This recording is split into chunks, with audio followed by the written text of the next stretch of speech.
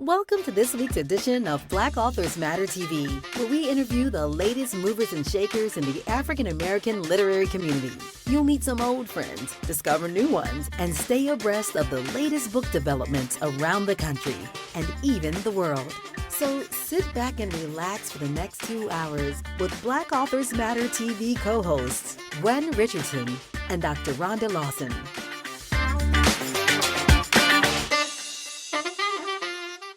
Good evening and welcome to the March 3rd episode of Black Authors Matter TV. I'm Gwen Richardson, your host for tonight, and my co-host will be joining us shortly. Also, welcome to our 250th show. That's right. This show has been around so long that we have actually had 250 episodes. So we're very excited about that. And thank you all for tuning in, those who join us all the time and or occasionally or just whenever.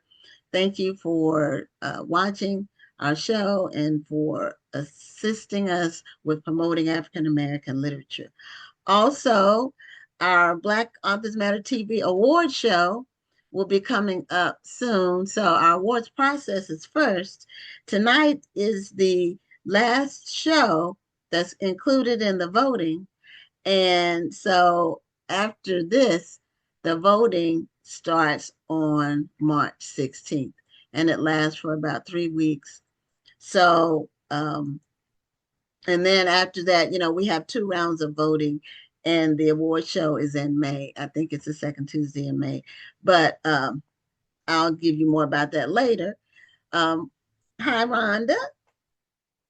I'm just getting started, and I wanted to let people know that the early bird registration for the National Black Book Festival ends March 31st. That's when the early bird is the cheapest rate, also the best terms. So if you would like to register as a vendor, then that will be the best time to do it. Also, we're getting close to 50%. So as far as our vending space. So it's going pretty quickly. And finally, the Black Authors Matter Children's Book Awards, that process is ongoing. It ends in early June. So if you have a children's book you want to submit, then please do so. Tonight, our guests are all related to history except the final guest. So the final guest is related to health. So we've got history and health tonight. And our first guest has a very interesting story that she's telling about her family tree. And her name is Mary Romney-Schaab. And she's going to be joining us shortly. But her father was, hello. Hi. How are you? Welcome to Black Authors Matter TV. Thank you. Thank you very much. It's a great honor to be here. I was just telling the audience that your father was one of the few Black civilians that was captured during the Holocaust by the Nazis. And we really don't hear very much about Black people being involved in that. In fact, we never hear about it. So your story is a very interesting one. And just give us some background first, and then tell us what made you write the book on this topic. It's actually book worthy. I mean, it's definitely a worthy subject, but sounds like it required a lot of research too, even though it was your father. So tell us about that. What was his name? My father's name was Lionel Romney. Okay. He was born in 1912 and he passed away in 2004. He was from the Dutch side of the island of St. Martin in the Caribbean. And that's why the name of the book is An Afro-Caribbean in the Nazi Era, because he was Afro-Caribbean. And from about the mid-1930s until 1940, he was a merchant sailor. He was a sailor on cargo ships sailing between the Caribbean, North America, and Europe. And in June 1940, he was aboard a Greek merchant ship. It was sailing from Cardiff in Wales through the Mediterranean on its way to Greece. And when that ship reached the area between Tunisia and Sicily, it struck a floating mine, which, as you know, is an explosive device. Yeah. And when it struck the mine, it sank. But the crew of my father's ship was rescued by a ship from the Italian Navy. And that was how my father became a captive. That was how he became a political prisoner in the Italian camp system. So he remained a prisoner in that system. He was transferred through a series of internment camps in Italy from 1940 to 1944. And in June 1944, the Germans came through Italy and they took the prisoners, all the prisoners in the Italian camp system, and they put them in concentration camps, in Nazi concentration camps. So that's how my father ended up in a Nazi concentration camp. And the name of the concentration camp where my father was sent was Mauthausen, and it is in Austria. And that was where my father spent the last year of the war as a prisoner in the Mauthausen concentration camp from 1944 to 1945. And he was liberated from that camp in May 1945 when the U.S. Army liberated that camp. Now, was his experience different from the other people there? Because obviously his nationality was different. And I lived in Belgium for 5 years, and we had the honor of actually visiting a couple of the concentration camps, because many of them actually, believe it or not, still stand to this day. And you can actually visit them, and some of them still look the way that they did back then. They're very, very nerve-wracking. And there many of them, when some people think that only Jewish people were there, and some of them wound up being prisons for people of other nationalities from other countries. That's and right. Some were like your father's experience, where they were there and they were kind of mixed in with the other people, and I think that they were treated differently, not better, but differently. And I was just wondering how your father's experience was. Yeah, what you say about the diversity of prisoners is very important. At Mauthausen, there were prisoners from every country in Europe and actually every continent as well. There were very, very few Black prisoners in the entire system, but there were a few other Black prisoners there at the camp. Now, my father was brutalized just like all the other prisoners, but and I'll say that that camp was one of the most dreaded concentration camps. It was the only one in the entire system that was specifically designated to work its prisoners to death. It was the only death through work camp. And the work was done in a quarry, but my father was not assigned to work in the quarry. Working in the quarry was almost always lethal, but my father was not assigned to work in the quarry. So that's one thing that saved him. And another thing that saved him was his command of languages. He spoke English, German, Dutch, Italian, and Spanish, and let me see, Papiamento. Let me see, English, Dutch, German, Italian, Spanish. Right, those were the European languages that he spoke. So prisoners with language skills were often allowed to live longer than others because they could be used as interpreters. And that was the case with my father. I believe that that's the main reason why he was allowed to live as long as he was. So that's kind of the answer to your question about whether or not he was treated differently. But what you say about the concentration camps that you can still go and visit, I think is very important. I've been to Mauthausen myself 5 times. The first time I went there was 2 years after my father passed away in 2006, and that was extremely impactful. But I just came back from there actually last month. I was there, you can visit a lot of those camps as museums. They are still standing, and that is, I think, very, very important. But I didn't answer the first question about why I wrote the book. I apologize for that. That's okay. But I wrote the book for a few reasons. One of them was that I felt, as you said in the beginning, you know, a lot of people don't know about the role of Black people in the Nazi era. A lot of people think that they don't, well, most people really are not exposed to the kind of history that would teach them about the diversity of prisoners in the Nazi concentration camp system. And certainly the Black population in that system has been overlooked. The history of Black people in the Nazi concentration camp system has certainly been overlooked by most historians. And that's one reason why I wanted to write the book. I wanted to shed some light on that area of history. But mostly I wanted to weave another thread into the tapestry of African diaspora history, because I wanted to help complete the picture, because so much of it is missing.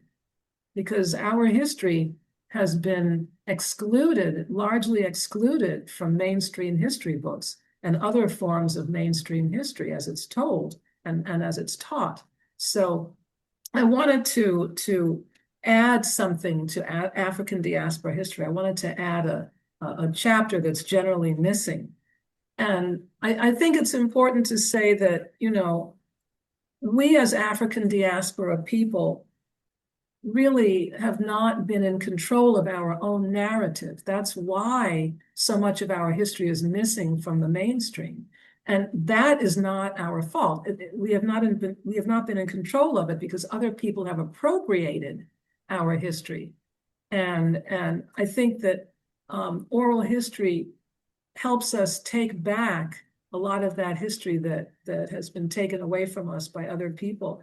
And another reason why I wanted to write the book was because I wanted it to be an example of how everyone has participated in and been a witness to historical events, not only famous people, right? And I think that oral history has a democratizing effect in that way, because it elevates the experience of everyday people and it shows how they have witnessed history.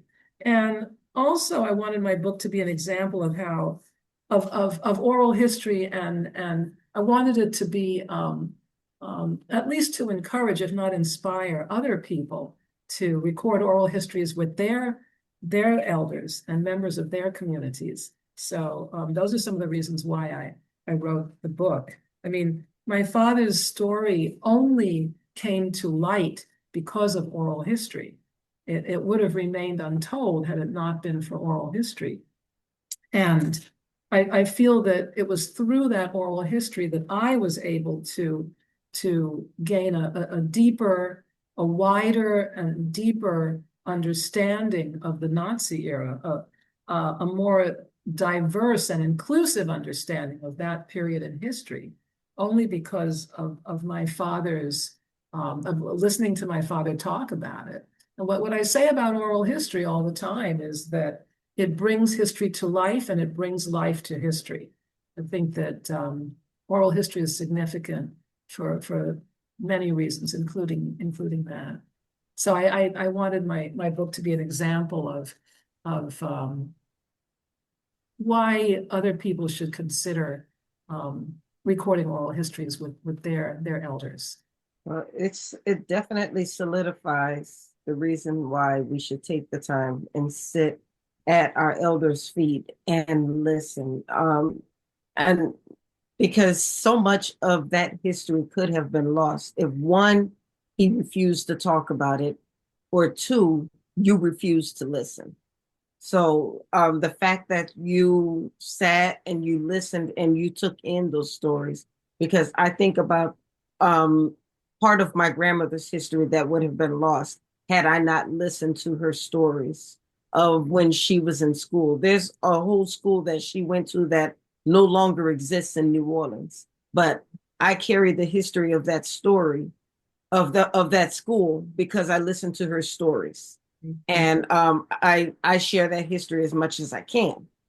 So I think about the history that you're sharing in this book because you listen to your father's stories. So I thank you for carrying that history and writing this book because I never knew prior to this conversation, I never knew that there were Black people in concentration camps.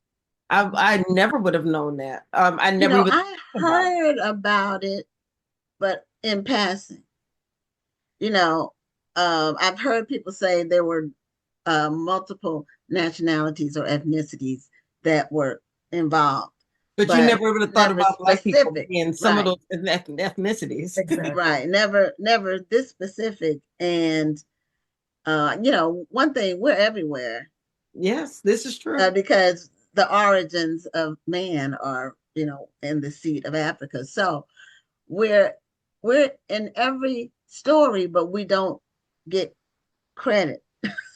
Everything Right. that's happened around the world, practically, we're somewhere involved. And I'm glad that because in the last, let's say, 100 years, we've been really writing books. Before that, we couldn't write books. So, and of late, there's been much more history being written. A lot of it is historical fiction just because people don't have, they have to fictionalize, but it's based on real people and real situations.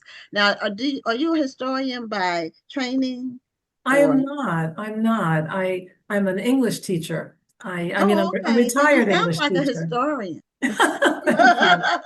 Thank you. Thank you. Well, I appreciate that. But my profession is the teaching of English to speakers of other languages.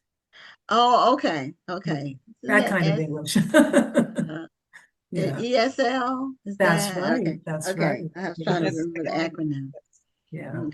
So, did your dad have journals or letters or anything like that? Or was your writing, your preparation of the manuscript purely based on oral? He did not write anything about his experience.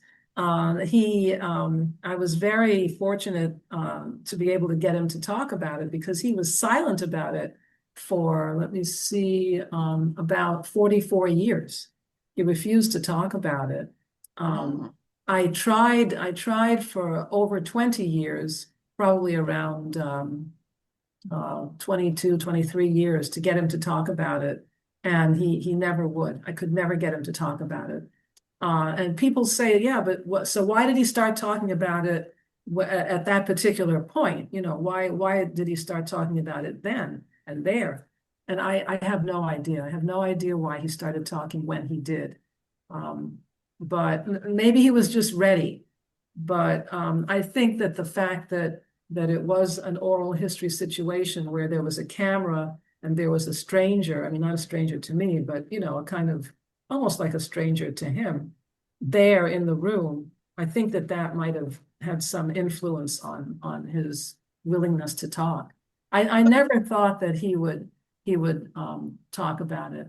I started doing the oral history with my parents because I wanted to get as much family history as I could because they were in their late 70s and early 80s when I started the oral history.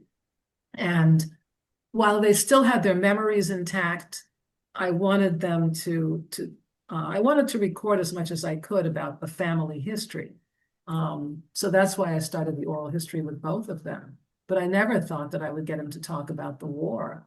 When did you know that? When did you know this history about him? I mean, did you know this prior to when he started talking about it, or when did you find out about it? I knew almost nothing. I knew about 1/10 of 1% of the tip of the iceberg. That's about all I knew. So because what happened was when I was a child, or I'll say throughout my childhood, I would ask my parents about their life before I was born. Every child does that. You always ask your parents. You get curious about their early life, so you ask. And my mother was always very forthcoming, but my father would talk about his early life in St. Martin. And then when he came to New York in the late 40s and after that, and I began to notice that there was a gap in what he was saying. After a few years, I noticed that there was a gap, and then I realized that the gap was World War II. So I asked him, and he wouldn't talk about it. And after many years of asking him, I finally asked my mother when I was 15. I remember very clearly, I said to my mother, I said, well, you know, Dad won't talk about World War II. I wonder how he experienced it. You know, I'm curious. I know that he was in Europe, but I would like to know how he experienced it. And she said, he was in a German concentration camp. That was what she said. And it shocked me so badly that I can still remember the impact, the emotional impact of her saying that. Because nothing could have prepared me for that, nothing at all. So she said, but you must never let him know you know. You must never ask him about it, and you must never tell him that I told you. So but that, of course, just intensified my curiosity. But I couldn't let him know that I knew, and I couldn't ask him directly. So, but I kept asking, you know, I kept trying to paint him into a corner, trying to, you know, indirectly and very obliquely ask him about his experience. And so the day that it finally came out of him, I said my last question before he started talking about it was, so where were you when the war ended? Because I knew that he had to be in a concentration camp when the war ended, but that was all I knew.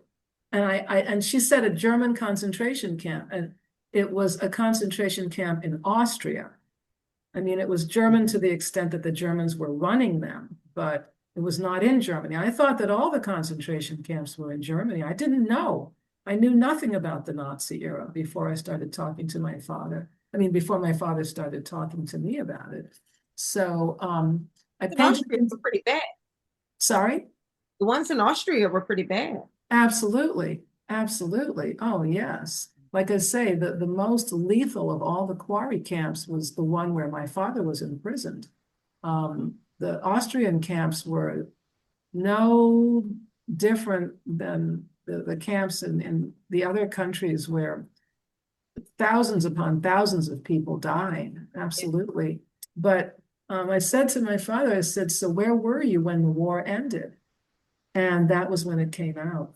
That was when he started talking about it. But I really don't know exactly why he started talking about it at that moment. But what I do know is that he must have needed to talk about it, because for the rest of his life, he never stopped talking about it.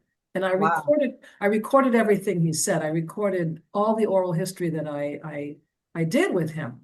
I recorded everything, and that is the basis of my book.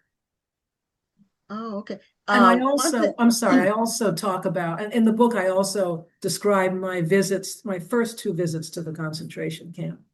Oh, okay. Yeah, I was going to say, no problem. Because he was older when he started talking about it, what happens as people age, and I have experiences with family members who are aging, and their short-term memory becomes very, very limited. But the long-term memory, they start to talk about details from 40, 50 years ago or longer. And the details are vivid. Yes, they are. Names and places and yes, situations. Yes. So that may have been part of it, just in the aging process. People start talking about the past. They sort of live in the past. Well, that's what they have. They don't have much future. Right. They don't really live in the future anymore. They live in the past. That's right. And short term, you can tell them something, and 5 minutes later, they've forgotten it. But they can give you details about things that happened. That's exactly right. Decades ago. Oh, that's exactly right. I mean, I was amazed at the details that my father remembered. And he even remembered, you know, all the prisoners had a number. In every concentration camp, prisoners had numbers. Their names were taken away from them, and they were given numbers. And my father remembered the beginning of his number. He actually remembered it. He didn't remember the whole number, but he remembered the beginning of it. He remembered that it started with 76. And wow. I mean, all kinds he remembered the emblem in the concentration camp. The whole concentration camp system had the same system of emblems for the prisoners. so that at a glance you could tell the prisoner, what kind of prisoner it was. Was it a political prisoner, or was it, some other kind of prisoner? And you could tell the nationality of the prisoner. They had a whole system of emblems. And he remembered, and the emblem was a triangle. And the triangle had one or two letters inside of it to abbreviate the prisoner's nationality or country of origin. And he remembered the color of his triangle, and he remembered the first part of his number all those years later, and many other details. But those were some that I could prove. And well, one of our viewers is asking about the title of the book, and we haven't. Do you have the book handy so you can show us the cover? Oh, sure. So it's an Afro-Caribbean in the Nazi era, and then the other word I couldn't pronounce, so I didn't try. So yeah, the subtitle is From Papiamento to German. Yeah, okay. Papiamento is a language, one of my father's languages, one of the languages that he spoke. It's a Spanish and Portuguese-based Creole that is spoken in the Southern Caribbean.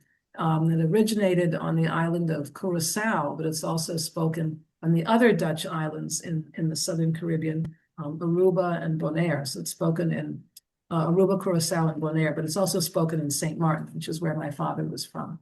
And pretty much everybody, born in the Dutch Caribbean, or most people, who have deep family roots in the Dutch Caribbean can speak that language. But I subtitled it from Papiamento to German because, well, for a few reasons, but one of them was that it was meant to pay tribute to the role of languages in my father's survival. That was very, very fundamental to his survival because he could speak all of these different languages. And like I said, prisoners with language skills were often allowed to live longer. But to me, Papiamento really symbolizes the Caribbean and my father's origins. And German symbolizes this very harsh environment that he was thrust into during the war. And to me, Papiamento is really the dignity and freedom that he came from. And German is the dehumanization and the captivity that he experienced over there in Europe. And Papiamento was it symbolizes to me the gainful employment that he had as opposed to the enslavement that he was subjected to in that concentration camp. And of course, Papiamento was peace and German is war. So, there are huge contrasts between Papiamento and German in my father's life. And that was why I subtitled it the way I did, but mostly because it pays tribute to the role of languages in my father's survival. Wow. This is a very fascinating story, well, factual story that you just never hear about. So have you made the rounds and interviews, or how are you getting the word out about your book? Events like this, for which I'm very grateful. And I also give a lot of presentations at conferences, and I'm invited to give, I'm invited to be a kind of a guest lecturer at many universities, many university classes, and even some high school classes.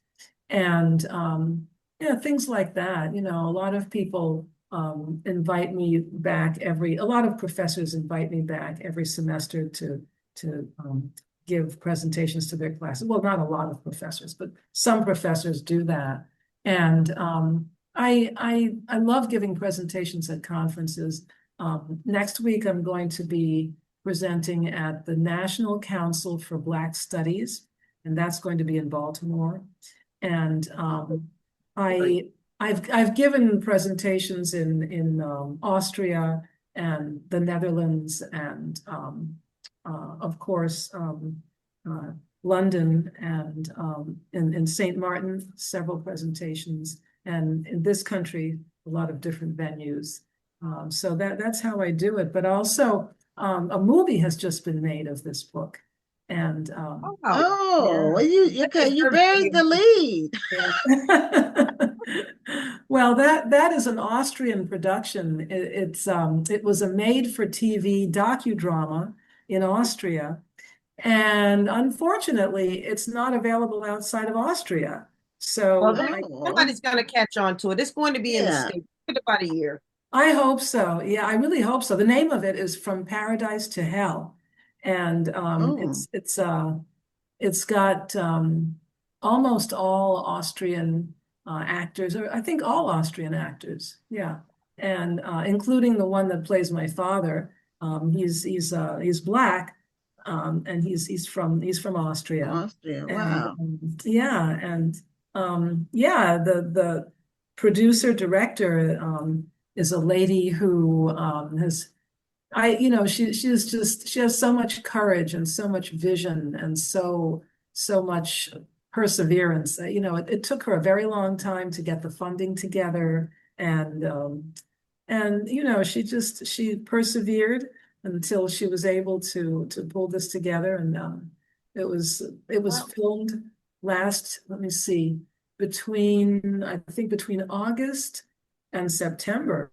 Yeah, I think only between August and September. so about a month. Yeah, about 2 months of filming. Well, we And Okay. wish you all the best with this project. I wish we could see it, but yeah. unfortunately, we've run out of time. But Oh, we do want to wish you all the best and thank congratulations thank on seeing this project through. It sounds like an amazing, amazing project. I'm looking forward to reading the book myself.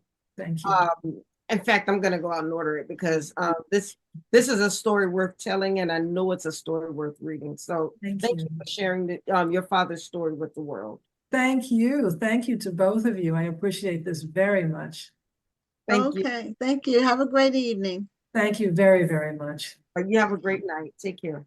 God bless. Good night. God bless you. Take care. Bye-bye. So, for those who are just tuning in, tonight is our 250th show. And that's right. We have had 250 of the. It's hard to believe. It doesn't feel like it.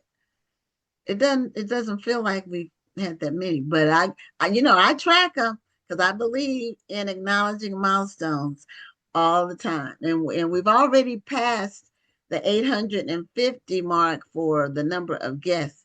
So our next milestone for that is going to be 900, which I'm not sure exactly when we'll reach that. Probably in the fall, but we'll see. So our next, we had said that our first three guests are about history, and our final one is about healing. So our next guest is Denny S. Bryce, and she always makes sure that we include the S, because she said that's part of her brand. And one time I didn't, and she corrected me. So, on the flyer, I had to get my graphics person to redo it because I don't do the flyer. So I know I never forget now. I will never forget it. But And Denny, now I have a whole bunch of new names up here because I'm through my university. But yeah, I'm Denny S. Bryce Denny and S. somebody Bryce. else too. Okay. Mhm. Okay. Well, welcome back to Black Authors Matter TV, and congratulations Oh, on your new book. Oh, thank you, thank you. I'm thrilled to be here. Thrilled to be here as always. It's because I've been here a couple of times before. You have, and you're Yeah, always writing yeah. about history, and so I see your book behind you, Yes, where the ma'am. false gods dwell. You have a copy. Okay, great, great. So you have a copy you can put close to the camera. It came out last week, I'm shaking it. Yes, so it is. it's new. Congratulations on the release. Thank you, And thank you. this book is about dance. So No, not quite about dance. It has a dancer in it. okay, Only, yeah, only because she was an inspiration for the storyline. Catherine okay. Dunham So back in I misunderstood the. I knew it was no about problem. Catherine Dunham was the inspiration, and that's what Yes. she's known for. So I thought maybe the other people who you bring in will also in dance. So, but that's not necessarily the case. Okay. No, All right. no. Yeah. But that's Okay. okay. That's okay. We get to everything that's going on in that book, and hopefully your viewers and listeners will get excited about it. Okay. Now, which book is this for you? Number Number one. 6. Number Number six. 6 in 5 years. So Okay. thank you. And I think you've been on the show for almost all of them. Oh, yeah. Maybe not the first one, but First one was Wild Women in the Blues. And that okay, seemed not that one, but the second one okay. Okay, In the Face of the was, Sun. yes, that one. Mm-hmm. Um, Yep.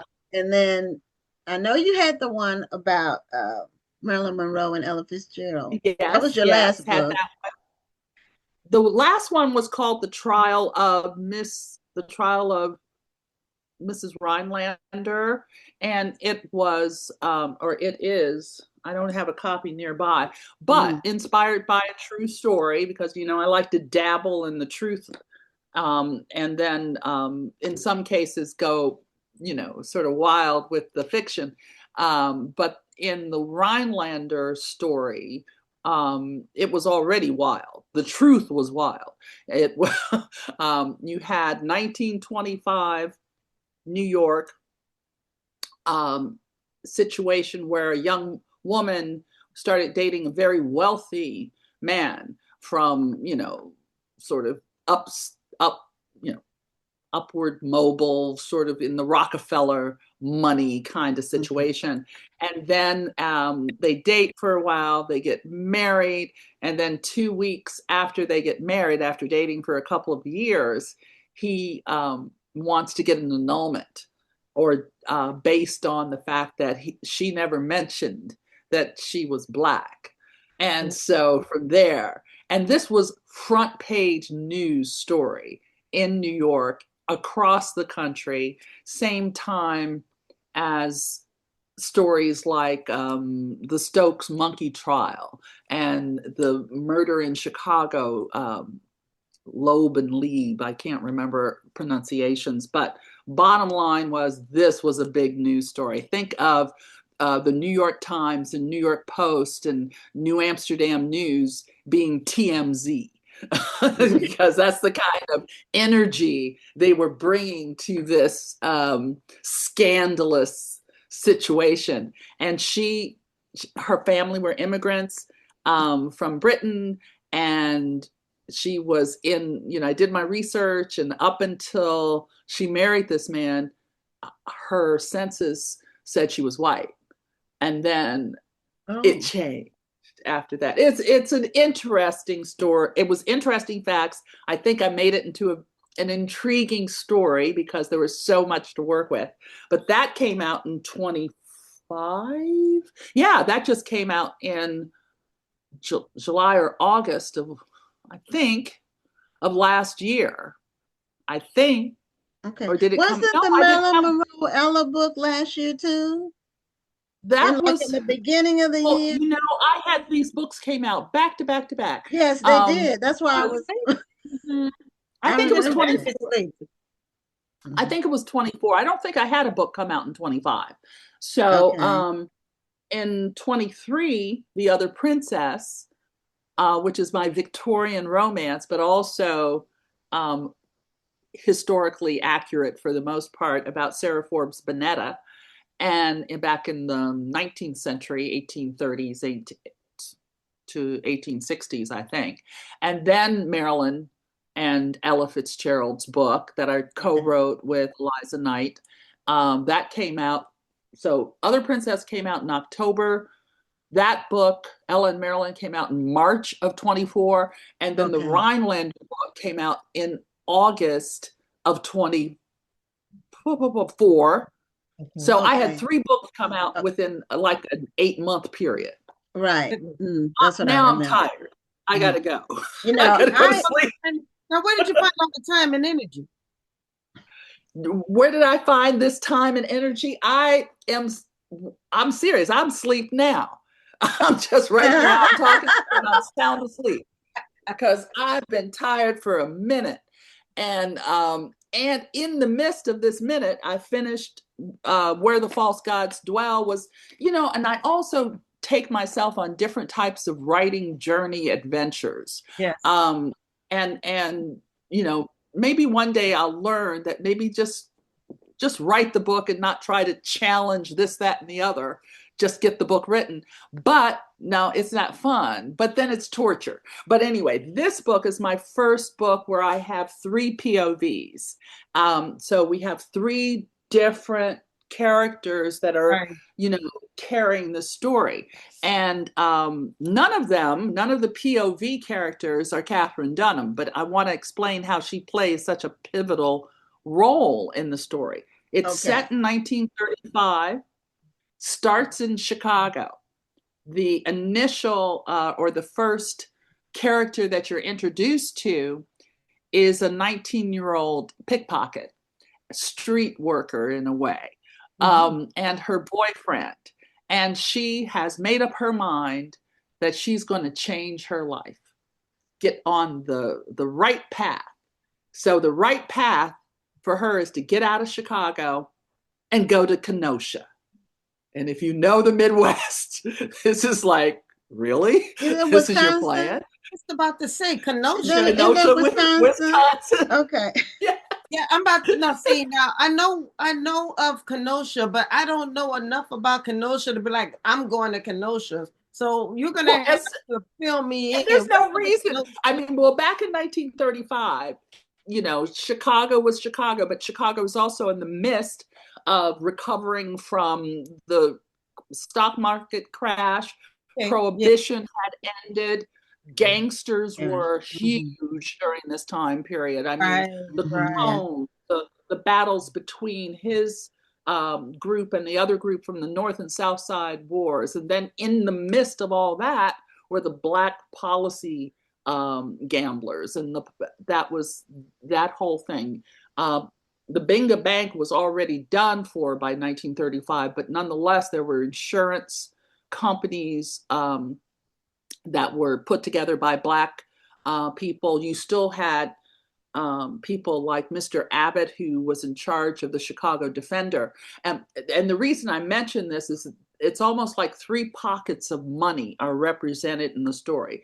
There's the 19-year-old girl from Chicago who she owes people some stuff. She has some issues. She's trying to make a move, and that move connects her to a wealthy socialite, a black socialite by the name of Vivian Jean. Can't remember her name right now because I'm working on a new book, and that means that means the previous book. I get it too. The memories fade for the book that was. I don't always remember my character's name, so I'm not even going to make fun of you. I get it. Well, there's like a 1-year window between when you turn the book in and when it comes out. So and then you start working on a new project. Right, then you're working on a new book. So. Because the new book requires all of I'm about to start working on a new book, but fortunately, my new book is going to be a nonfiction, so I don't have to remember names. Yeah, I'm doing nonfiction is just as hard as anything else. It's not. I didn't say it was going to be easier. I'm just saying I don't have to remember names. That's all. Have to remember the names. Nonfiction is not character driven generally, unless it's about somebody.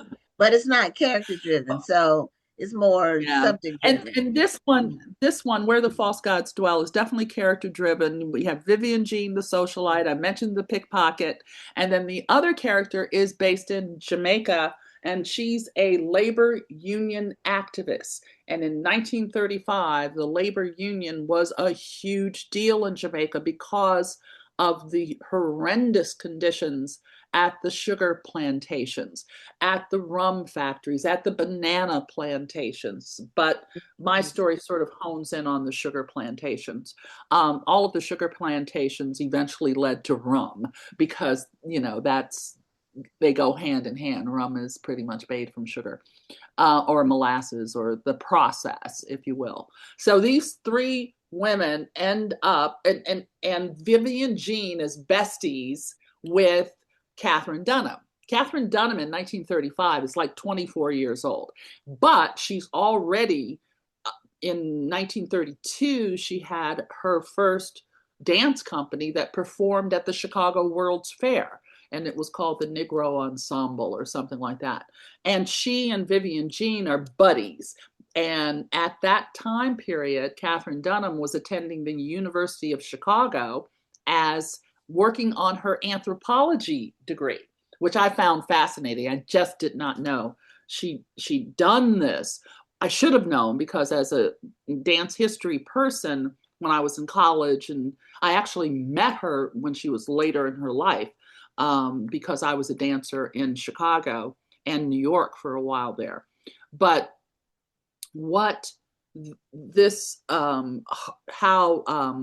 Katherine contributes to the story is that everybody ends up going on her exhibition or her expedition with her to Jamaica and the cockpit country.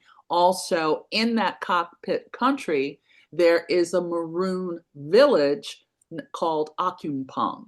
And I hope I'm pronouncing it correctly. But the maroon people are known for, they were slaves, 16th, 17th, it's about 1700s if my history brain is working. And what they did was defy the British government or anybody who was trying to enslave them. And they relocated and fought from the hills of cockpit country and remained, and actually ended up being so good at battling and taking care of their business that they remained free and formed governments and things like that, or some things with the, or cut deals, I'll put it that way, with the British government.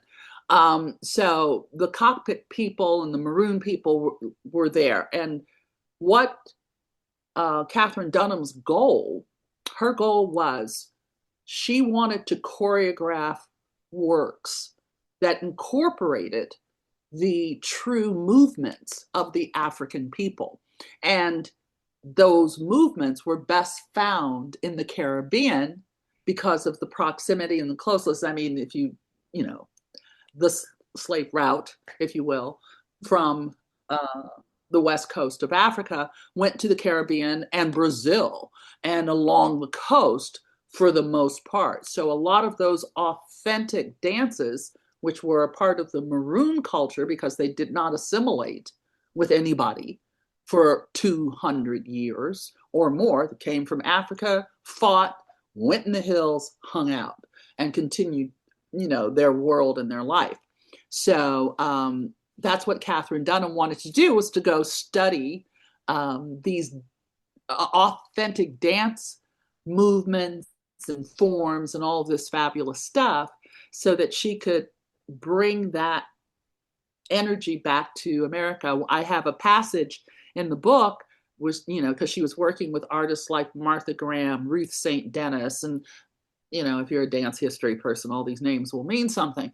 But all of those dancers and choreographers and beautiful choreography were white, and and she wanted to bring the true African movement into her choreography. And so she went on an anthropological journey.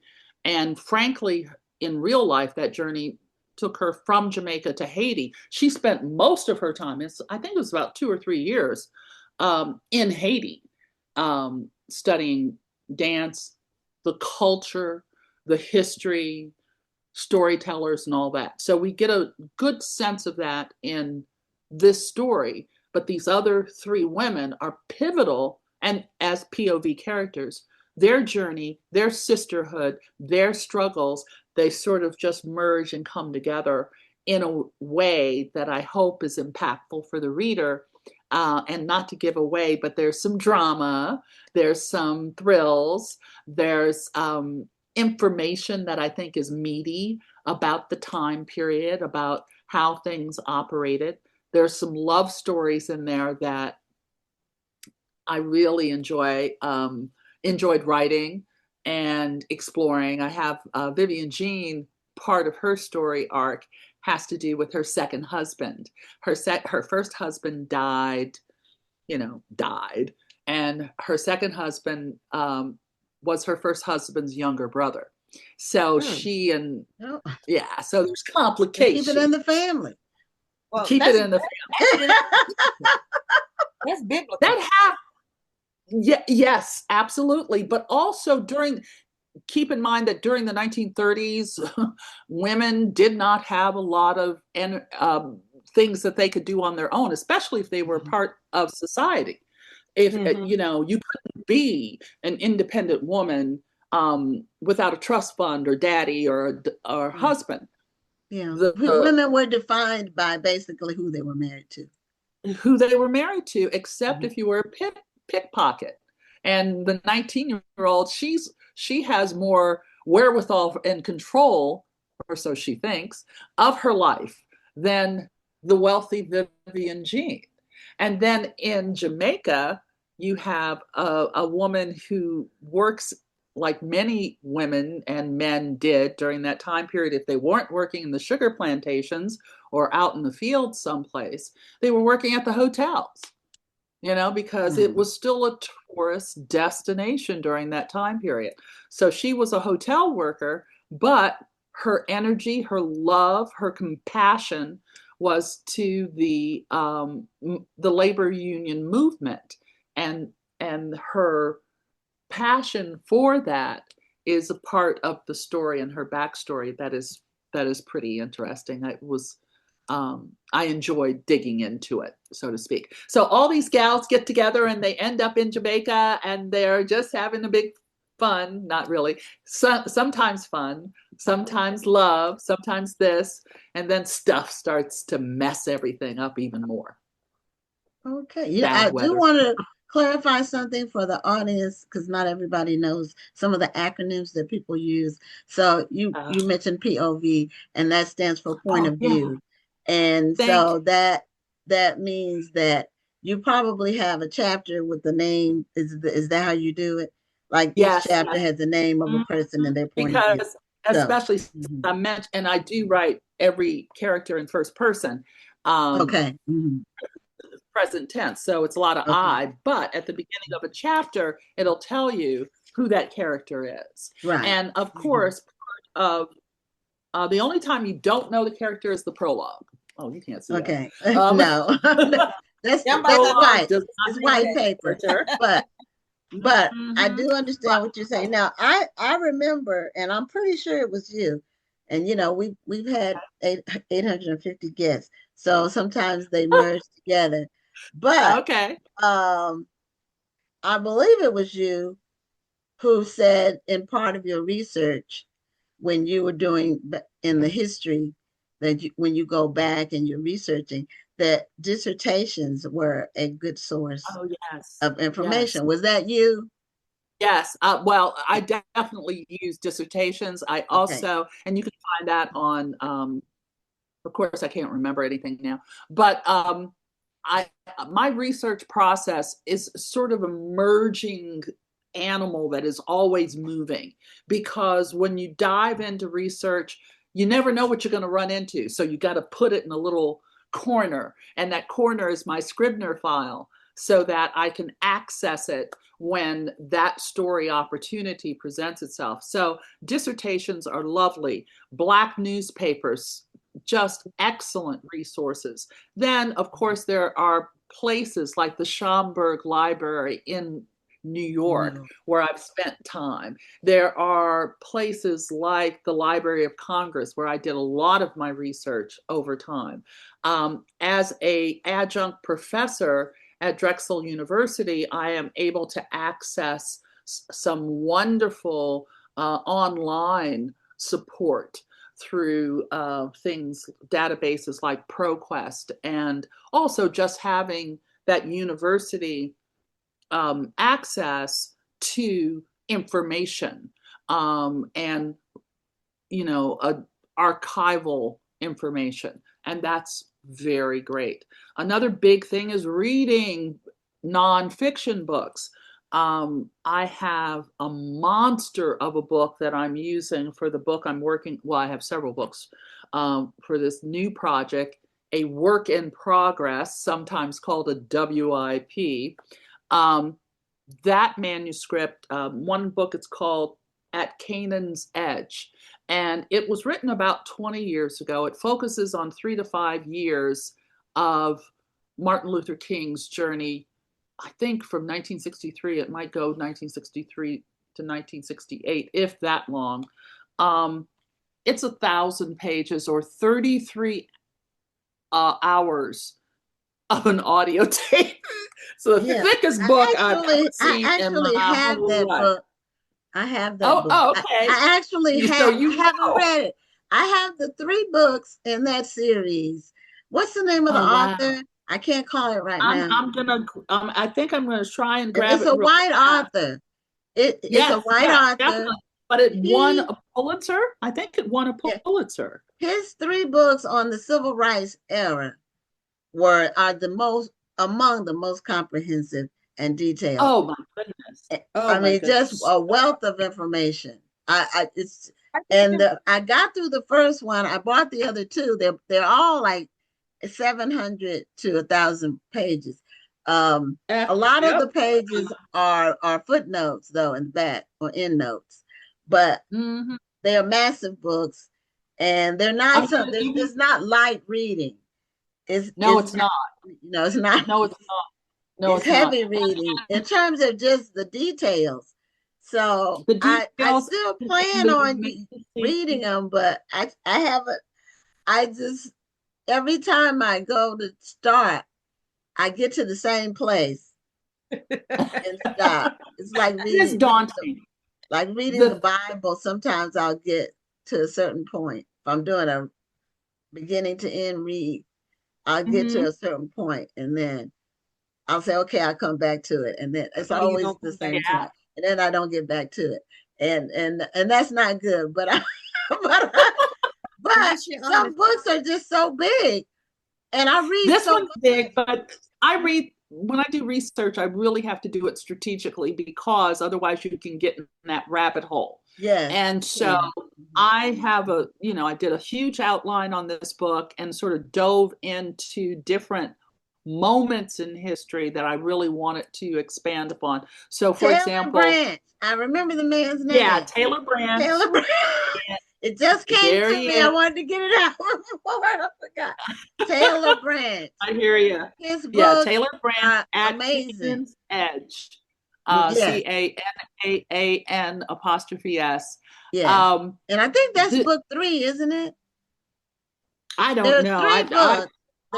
This is just one big book with over 1,000 pages. And as I said, I also have the audio book, and it's 33 hours. Oh, okay. So which did you do?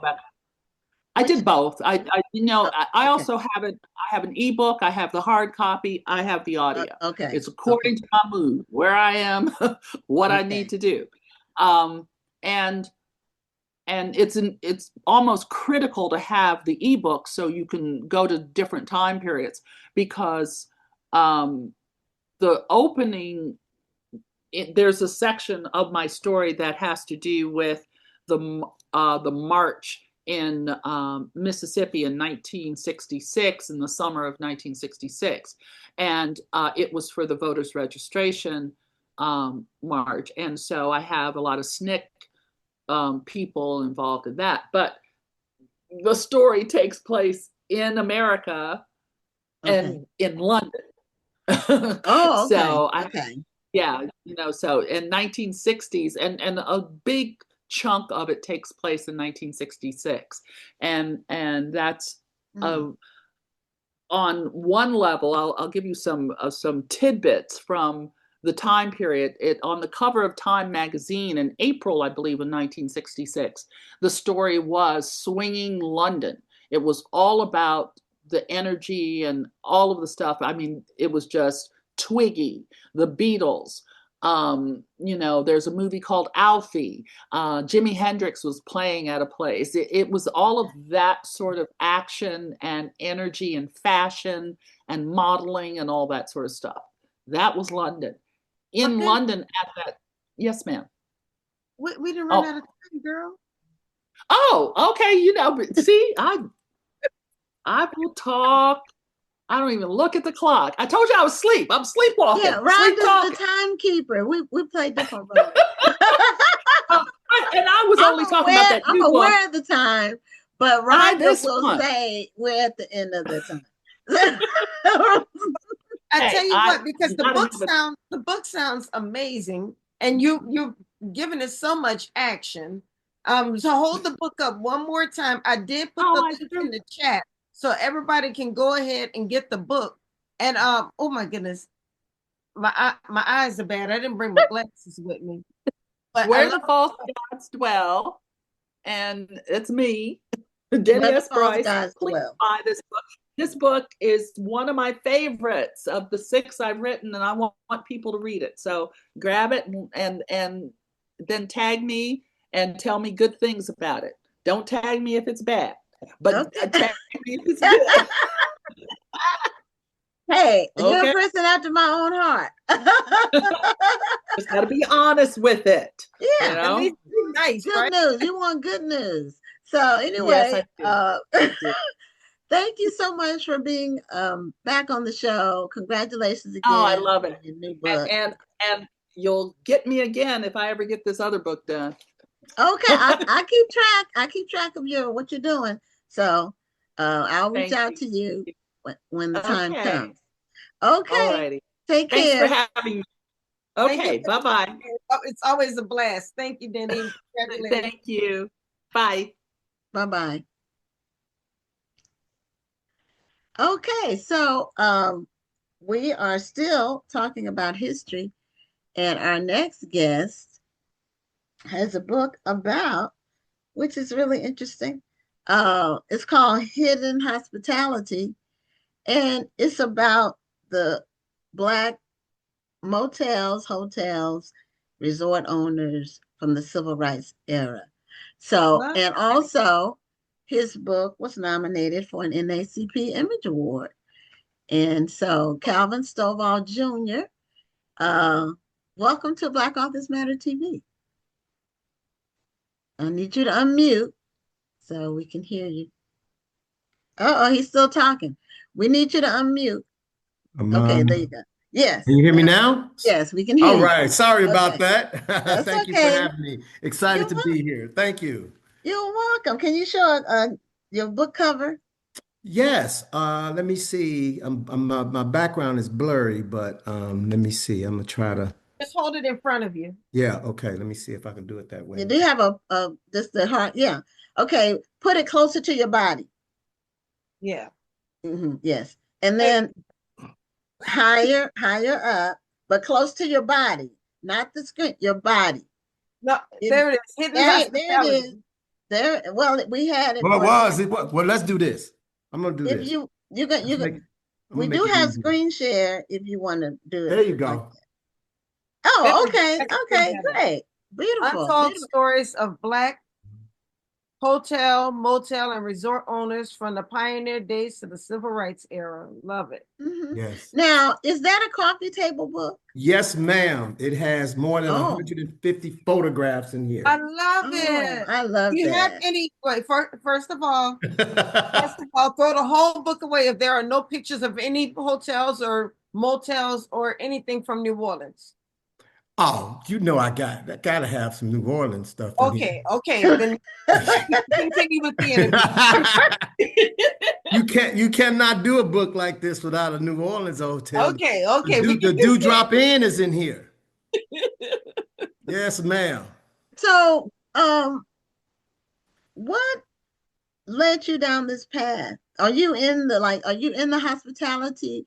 Okay, we lost you on Yeah, there camera. you go. Are you There you in go. the hospitality field? Yes, ma'am. Okay, I have more than okay, 25 years in the hospitality industry. I started as a okay, desk clerk at a Holiday Inn in Chicago. That's where I'm from. I'm from the Chi, and okay, worked in a few hotels. Ended up eventually I went to Chicago State undergrad, and then eventually went to a graduate program at Cornell University's hotel school.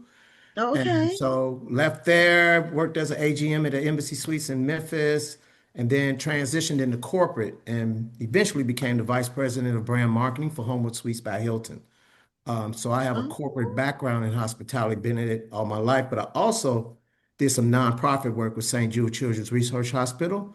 And my last, like, one of the coolest jobs I had, I was the CEO of an organization in Memphis called the Soulsville Foundation, which is was built out of the Stax recording studio. Oh, okay. Isaac Hayes and Staple Singers. Yeah, it's I'm the Stax familiar with Museum of that. American Soul Music now. I've Okay. seen that place. Is that right across the street from the Lorraine Hotel? It's no, it's not in Memphis. It's not in Memphis.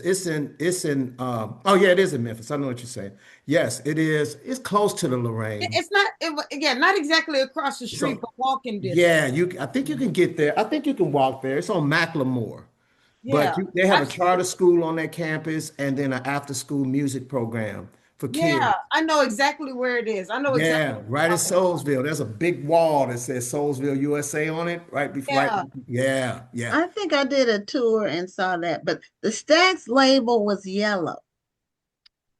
Yes, well, they had a yellow with a red one, then they had a black and white one with the snapping fingers.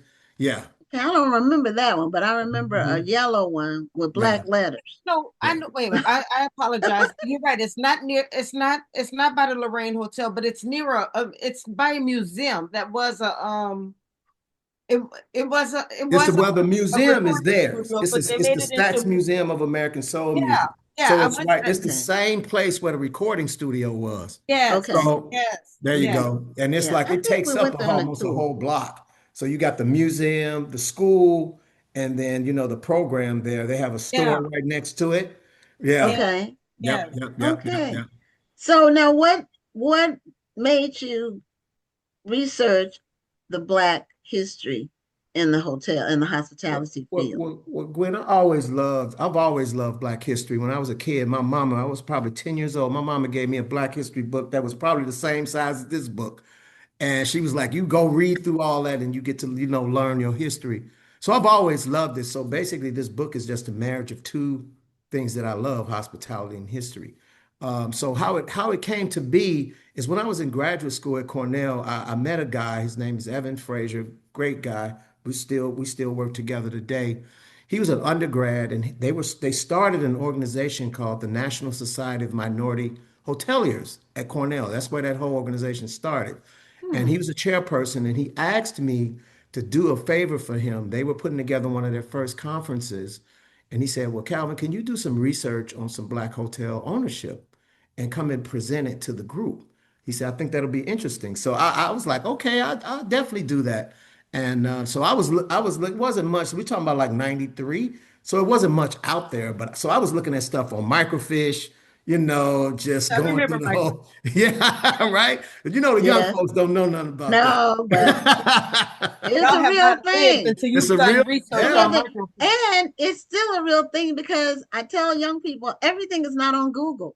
Google might have 2% of the information. There's so much information that's not on Google. And if you only rely on Google, you're missing it. There's tons and tons of stuff.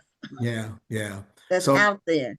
Yeah. So I put together, I got so intrigued by the info, it became my monograph. To graduate out of that program, you have to create a monograph. It's not as intense as a thesis, but it has to be pretty substantial. And I put together this 100-page document. And when you leave the school, they give it to you in this beautiful Black binder with gold lettering on it, almost similar to what this book looks like. And so I took it. Now, fast forward about 25 years, okay? I was cleaning out some boxes. This was around COVID time, and I found it. I was like, oh, my monograph. So I came out the back. It was a friend of mine that was here, and she was like, what is that? She's like, you seem pretty excited. I said, this is my monograph I wrote in graduate school. She's like, what is it about? And I said, it's Black hotel ownership. It starts in the late 1700s, goes through the civil rights. And she looked at me like, what? We had hotels? And I gave her she said, let me see that. And she starts reading it, and I could see she was like in the zone. And then she looks up at me and says, is this a book? And that's when it happened. I was like, and so now you can say, yes, it's gonna be now. Yeah, it's a book. She told me I owe her about $1 million. Giving me that idea. She said, don't forget about me when you get famous. A lot of ideas come from people, and sometimes the statements Yeah. are random, but Yeah. then it's a seed planted. Yes. Yes. And Yes. it's Yes. amazing how that happens. It is. And So I was so excited to get it done, It took me probably about 4 years to finish it. And what was one of the coolest things for me as a father, I have two boys, Caden and Carson. They're 14 and 16, 16 and 18. What I wish they were still 14. They're 16 and they grow 18. up fast. Man, they're 16 and 18. And so they saw me here typing night after night, day after day, coming from school, coming. They were like, Dad, when you gonna finish, man? When you gonna finish? Are you gonna finish? When you gonna finish? When you gonna finish? And so one of the proudest moments for me was when I got my first few copies from the publisher, and I said, "Here you go," and they were like, "Oh my God." And I told them, I said, don't ever say you can't finish anything. So it was a true lesson for my dad to two boys also. So my oldest one is getting ready to go to college. So I'm like, I don't want to hear no excuses. You can do anything you put your mind to. Amen. So I think Now, that was one of the greatest was things. it challenging to get a publisher interested in it? No, not at That's all. great. That's They're great. not at all. So what happened, because I was doing a coffee table book, I wanted to find a publisher that did really good coffee table books. So I did a Okay. Google search, and Brown Books Publishing in Dallas came up like first. It's weird. And then, so I was like, well, let me call the first one. And so when I told her what it was about, they jumped on it. I had sent the manuscript in, and typically they say they take 3 to 6 weeks to get back to you. It wasn't even a full 3, 4 days. She called me back, and she was like, "We want to do this project, but there's a downside to when you go to a hybrid publisher, and that is you have to raise the money first Mhm. before they print it." So I had to raise Oh. $75,000 to get 3,000 copies printed. Mm. So Did you do a Kickstarter or anything like no, I did that? Or not. I put together a pitch deck. It was probably like a 20-minute thing. It kind of gave people an idea of what it was going to be. And I first showed it to the American Hotel and Lodging Association Foundation. And when they saw it, they was like, "We'll give you half up front." Boom. And so that, wow. that knocked out 35K right there. So I was like, "Oh, I'm in now." So I told the publisher, because they would get started on it with half of the money. So Okay. so I Okay. said so I was excited. I was like, we finna get started. So I went back to AHLA, and I was like, well, go ahead and give me the halves because they can go ahead and they were like, you got to get the other half first. Oh. Because they were like, what if you don't raise the other half, and then we just out of 35,000, we can't do that. So I Right. had to raise the other half, which was not as easy as I thought it was going to be. But I got there. But I got Mhm. there from people like Sheila Johnson, who runs Salamander Collection. She's a black billionaire, former wife of BET owner Bob Okay. Johnson. Okay. She has a Uh-huh. beautiful collection of hotels. She funded, gave me a substantial amount of money, and also John Rogers, who's the CEO of Ariel Investments. His Oh great yeah. Mm-hmm. his Mm-hmm. great grandfather is in the book. John D. Oh. Stratford. He lost his hotel during the Tulsa massacre. So I seen him on an interview on LinkedIn, and Oh, when I was raising money, and I reached out to him, Oh. and he like gave me 10K, and because I needed approval for some photographs too, but he was super excited about it as well. And then the rest of the money came from Southeast Tourism Society, the Washington Hotel Association, and some friends that threw in a couple of thousand here and there. this needs to be a So lesson to people because there are people out there saying that they shouldn't have to come up with money up front when they're trying to get something published, and they only have to come up with a couple of thousand. You had to come up with $70,000. and and you can go that way. You can go to a traditional publisher, but the thing is, first of all, I want to keep the rights to my book, which I Exactly. which I Right. still do. Right. And Right. secondly, I And this is wanted to what I have tell a people. say so in what it looked like. Mm-hmm. I didn't want Right. somebody to take my manuscript and do And whatever own it, do and with then it. they could do Right. whatever they That's want. what I'm saying. I didn't want that. And with Brown And this Books, is, but this is what you're I in it. tell people about when you're trying to get something published. Yeah, you might want the publisher to front everything, but if the publisher is going to front it all, that means they make all of the decisions. You lose a Right. lot of your creative control. But if Yes. you're wanting to control everything, if you want the book to come out when you want the book out and you want to make all of these decisions, you've got to put some skin in the game. And you Yep. are willing to put some skin in the game and do the footwork and raise the money so you can make it happen. And so this is a huge lesson to a lot of future authors out there who are wanting to get their books published, but are not willing to put that effort in. So I'm really glad that you shared this story. Yeah, and there's pros and cons to everything. You can go, Yeah. you can self-publish. There is some pros to that, and of course, there's some cons. You can do hybrid. Of course, there's pros, and you can go to traditional. It's really what your goals are and what you're trying to accomplish. And I just had my goals in mind. I knew exactly what I wanted. Now, when But I you read, have been sitting on this for so long too. yes, You really, it's like it's yes. older than your kids. Yeah, this is my baby girl right Yeah, here. it is. So, My other woman, this is my woman.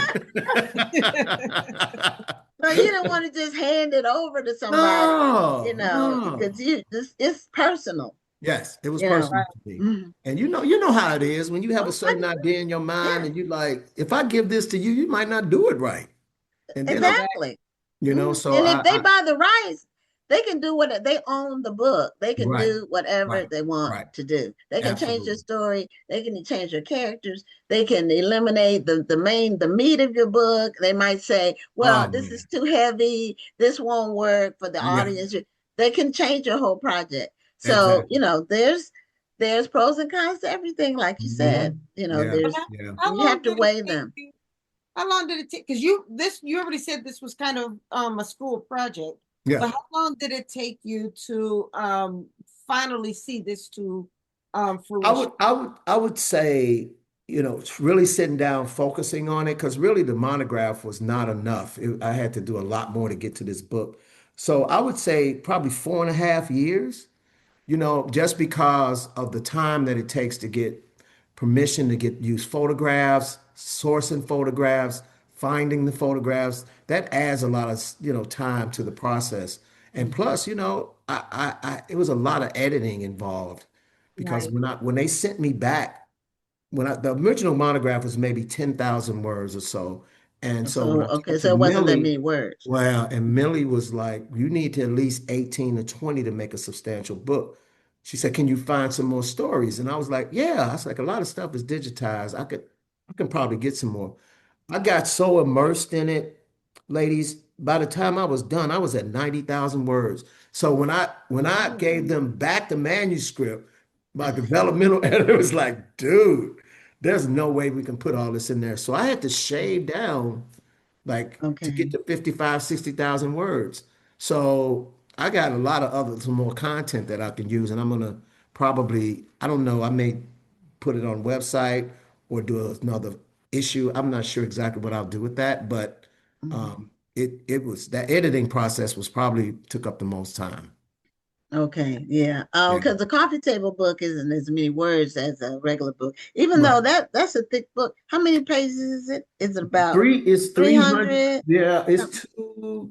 Well, the bibliography and sources is probably 30 pages of it. It's Right. 275 total. Okay. Okay. So yeah, that's It pretty weighs thick for a about three coffee table pounds, book. though. Yeah. Yeah. Yeah. Yeah. Yeah. Yeah. You can use it as a weapon. Hit him over the head with some Black history. Yeah. It's So I no, go wanted to ahead. Go ask ahead, Gwen. about the Green Book. Yes. I was going to ask the same thing, Gwen. Go ahead. She beat you. She beat you, doctor. We always have the same question because I'm sure the Green Book and different editions of it were good sources of information. Yeah, I did. I used the Green Book. The Green Book is in here. It's a chapter that talks about it. But the difference between my book and the Green Book was printed from 1936 to 66, 67. My Okay. book starts in the late 1700s. Okay. And Okay. it So goes way all the before way the through Green Book. yeah, and then it goes after the Green Book stopped being published. So Okay. I used it. There's a beautiful graphic of the Green Book in here and a picture of Victor Hugo Green, who started it, him and his wife Alma. That's all in there. But the Green Book didn't have a lot of imagery in it. I mean, it had a list. There were Right. It some was a pictures. listing. Hmm. I found these pictures primarily from historical societies, museums, libraries, Mm. and things of that nature. So finding them was kind of hard, but then, then getting permission. Some of them was in public domain, of course, but a Hmm. lot of them I had to get real permission because some people were very, protective of that info. I talked to Madam C.J. Walker's great great granddaughter, I think it was. Is She Miss gave, Bundles? yes, Miss Bundle, Mhm. Alelia She was Bundles. on the show a few months ago. Yeah, she gave Hmm. me a picture that I needed of Edward Wilson, who's a guy that ran the Olga Hotel in Harlem during the Harlem Renaissance. And he was dating somebody in CJ Madam Walker's family or something. And she happened to have the photo I wanted. And Wow. she gave me the permission to use it, but she didn't ask for anything. She said, just give me a copy of the book when you're done, which I Okay. did. So Did that was some of pretty the cool. people, did you have to pay for pictures? Yes. Mm. Yes, I gave I You paid a had to pay substantial and amount of get money. permission. Yeah, Uh-huh. permission and usage. Now, everybody did not charge me usage fees. Like if I told them what I was doing, they were like, "Oh my God, you write the book." They was like, "Here, just use it." But then you had some like Getty.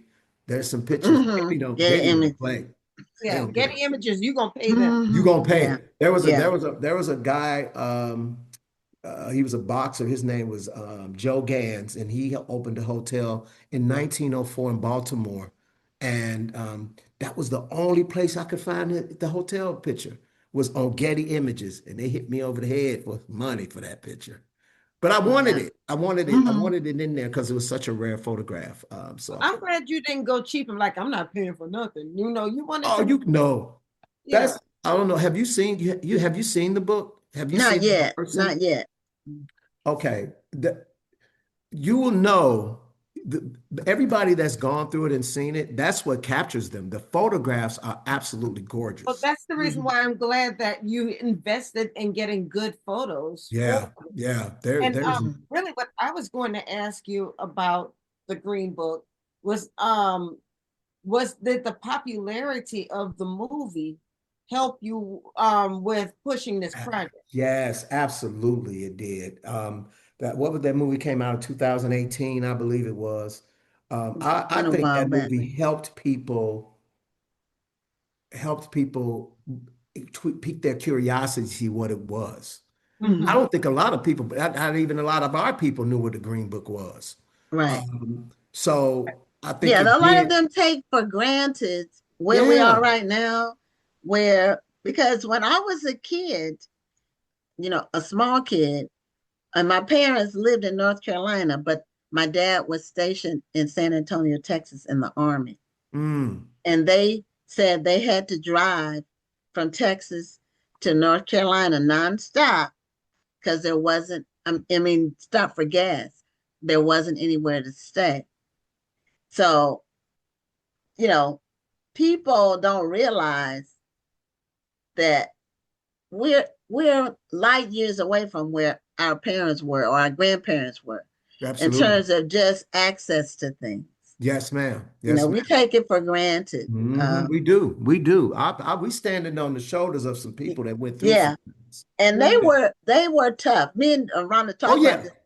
this. People think they were meek or not.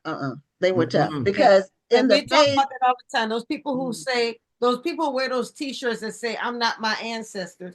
You The, wish you had the strength of your Right, ancestors. exactly. right, Because it right, took a lot of strength not to fight back. It's Yes. right. a lot of strength not to say something or Hmm. do this But or do that. they were still building. They were Right. Yes. still moving forward. Yes. They still had their communities that were very close knit and worked on a. It was a true village. Yes. I agree. That's what I tell people when you look through this book, I mean, Gwen, there are hotels in there that are 200 room hotels, like 4 and 5 story hotels built in 1906 by a Black person. And I say, when you look at that, I want you to think about the context of the environment they're putting this stuff in probably one of the most racial prejudice. Hostile. Yes, in this country. Right. That's not meek. No. You have to have some serious determination. You better have some chops to deal with that, because you're going to have people trying to tear it down. You know, and that's why I really wrote this book, because I wanted not just, there was just a gap in the narrative of hospitality for Black people. And, you know, every time you talked about Black people in the historic perspective in hotels, it was us working in housekeeping, service spaces, and, you know, and we needed that, and that's beautiful, but there's a whole nother side. And nobody knew that part. And that was really the driver to put this thing together. Yeah. Now, what I really like, the page that you opened when you showed the inside, which is so symbolic of the time. Yeah. Is the people, our people, when we went out, we dressed. Yes, ma'am. Sharp. You're sharp. Yeah. The men, even on the book cover. The book cover men. at the bottom. Of the book. They're in a hotel, one of Black-owned hotels, in the bar, clean. Yes. The men were sharp. Yes. Yes. They wore hats, they wore suits. And they might have only had one suit, but they were good. clean. But they look good. They look good. I love it. I just love seeing it, and it's just such a just the pictures just kind of help tell a story. I could have just made this book with no photographs, but I needed the image. You wouldn't have done it justice. You would have lost so much if you had done that. Yeah, you wouldn't have done the Times justice or any of it. Well, I can't wait to get my copy. Now, let me ask you another question. The book was nominated for an Image Award. So did you send it in yourself, or did your publisher send it in? My publisher sent it in. Okay. They entered it for me. I think we had to send them like 15 copies or something. That was what it was, because I had mentioned to you, I've been nominated twice. Yes, congratulations to you. You have to send 15 copies. Yeah, I didn't win, but hey, I didn't win either. I'm still winning. Hey. But I'm still winning. Let's go. If you look on the cover of my Facebook page, it says NAACP Image Award nominee ×2. I can carry that forever, and I hope to get another one. I'm working on some stuff. That's right. You can ride that. You can ride that till the wheels fall off. That's what I'm gonna do. I haven't submitted yet. I'm gonna submit one year. Oh, okay. There you go. Mm-hmm. I'm gonna submit again when I make a documentary out of this book. I'm gonna submit again. Now, what category? Who won in the category you were in?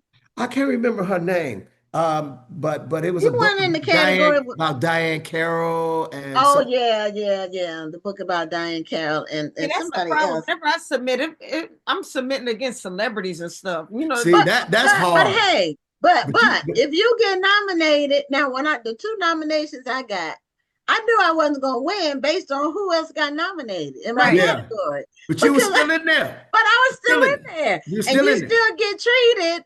They treat you special when you go. Yes. Yeah. Did you go to the luncheon, the nominee luncheon when they had it? Yes. I did too. The first year they had a luncheon. The second year they didn't have a luncheon. But the second year, the beauty was the second nomination. My daughter and I, at the time, my daughter was a sophomore in college. And over the summer before her sophomore year, we put a book together about teen girls. It was principles that teen girls can use to be successful. Because people would always ask me, what did I do with her? Because she was special. And she's still special, even though she's almost 30. But the book got nominated. So my daughter was a nominee too. Wow. So she got to go. We both went. And so she got to meet celebrities. And she has that on her. She had a ball, didn't she? She had a ball. She got a selfie with Chadwick Boseman. No. That's amazing. Yes. So it's special. And they really have. I wrote a blog one time about the Image Awards, the literary part. And I interviewed the guy who was over it, because the literary part is newer. The whole thing is like 50 years old. but the Right. literary part is much more new, maybe Hmm. 25 years, something like that. Hmm. And it's just a, it's the top nomination in terms of literature for Black people. Oh yeah. It Oh doesn't yeah. get any better than that. I agree with Um, you, Gwen. I agree with you. I was surprised when I got the email when I got home. the first time I was so shocked. I had to like look at Yeah, it I three read it about times 10 times. to make I was like, sure I wasn't seeing things. I feel you on that. I was All like, right, what? y'all. Okay, y'all have convinced me. I'm gonna go ahead. The Yeah, book there that you I'm go. working There you on go, now, doctor. Go I'm on in gonna go there. ahead and submit it. It's amazing, and I did not expect it. That was the other thing. I didn't My either. I books were didn't. both self-published. What? Both of my books were See, self-published. that's beautiful. So I wasn't expecting it. And um, the first one, I still publish it because it's about going to college debt-free with scholarships. Oh, And my that's daughter went to cool. college That's debt-free. cool. So every year I do a new one. Hmm. But the second one, I told her school about the I'm nomination. sorry, y'all. I And gotta keep the time because we didn't took all the I time know, but I want together, to finish. I and want to it's tell this one. 9:30. I know. I want to tell this one She want thing. to tell a I want story. to tell this one thing. My daughter, because of that nomination, she went to an HBCU. She got $7,500 in scholarship money for 3 years in a row because of that Wow. nomination. See? So See? you just never know. Like you said, you never know. You You need to never know. try. You never know. So Yep. anyway, Rhonda is our Calvin, timekeeper. congratulations on your book. Thank you. Congratulations on your nomination. Thank you, This Rhonda. is great. This is It's a great. beautiful I'm book. We I'm have gonna beautiful get my photos. copy. Okay. Can't wait to read Awesome. it. And I'm gonna when I get it, I'm gonna email you so you know that I have it. Oh, that's beautiful. And And how can I get to I come put to you. the book? How can I come to the book fair? We'll talk. Let me we'll talk off Okay. screen. Yeah, All right. I Beautiful. We'll put your link communicate. in the chat, so I hope everybody will click the link and we'll get a copy of your beautiful book. And thank you for sharing your story of how you brought it to fruition. Well, thank you both for having me on today, and good luck to you, Dr. Rhonda. Get that book submitted. Yeah. All right. All right. Yeah, yeah. Have a great night. You too. Bye bye. Thank you so much. You're Thank welcome. you.